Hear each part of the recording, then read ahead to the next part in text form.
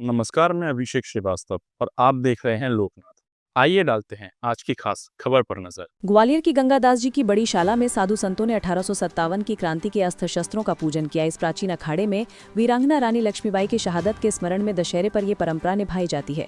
संत समुदाय ने उन हथियारों का पूजन किया जिनसे उन्होंने क्रांति के दौरान अंग्रेजों से मुकाबला किया था। परंपरा के अनुसार मुगल सम्राट अकबर द्वारा तत्कालीन महंत को भेंट की गई लगभग 400 वर्ष पुरानी तोप से सलामी दी गई। अकबर ने धर्म के प्रति सम्मान प्रदर्शित करने की शर्त पर गंगादास जी की शिष्य परंपरा से जुड़ने की इच्छा जताई थी, जिसके बाद अकबर ने दीन इलाही की शुरुआत की थी। 1857 में इसी तोप का इस्तेमाल रानी लक्ष्मीबाई की रक्षा में अंग्रेजों के विरुद्ध किया गया था, जिसमें लगभग 745 साधु संतों ने बलिदान दिया था। यहीं पर रानी लक्ष्मीबाई की समाधि भी स्थित है। सियावर रामकृष्ण बलदेव की जय। आपके माध्यम से देशवासियों को, ग्वालियर वासियों को दशहरे की बहुत बहुत बधाई, आशीर्वाद। निर्मोही निर्वाणी दिगंबर तीनों अनी अखाड़े की जो द्वाराचार पीठ है, सिद्धपीठ की गंगादास जी की बड़ी शाला, श्री निर्मोही अखाड़े की भी ये श्री पूर्ण विराटी द्वाराचार पीठ है। और यहाँ माले में जितने भी निर्मोही निर्वाणी दिगंबर तीनों अनी निशानों का पूजन हुआ, जो कि बड़ा दुर्लभ है। 12 साल बाद कुंभ लगता है, उसी में इनके दर्शन हो पाते हैं। सौभाग्य की बात है कि आप बड़ी शाला में तीनों अनी के अखाड़े के कुंभों को दर्शन कर रहे हैं।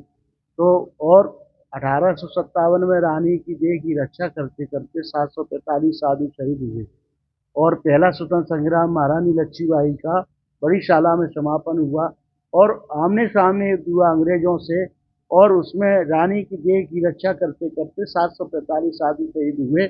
उन संतों का जो अस्त्र शस्त्र थे, जो लड़ाई लड़ी थी, उनका आज पूजन हुआ और उस तोप का भी पूजन हुआ, जो तोप रानी लक्ष्मीबाई की मृतक शरीर की जब तक अग्नि संस्कार नहीं कर दिया गंगादास जी महाराज ने, तब तक वो तोप चलती रही। अंग्रेज लोग भड़क नहीं पाए और उसके बाद इस बीच में महाराज जी ने अग्नि संस्कार कर दिया, तब तक वो माला में वहाँ चलती रही।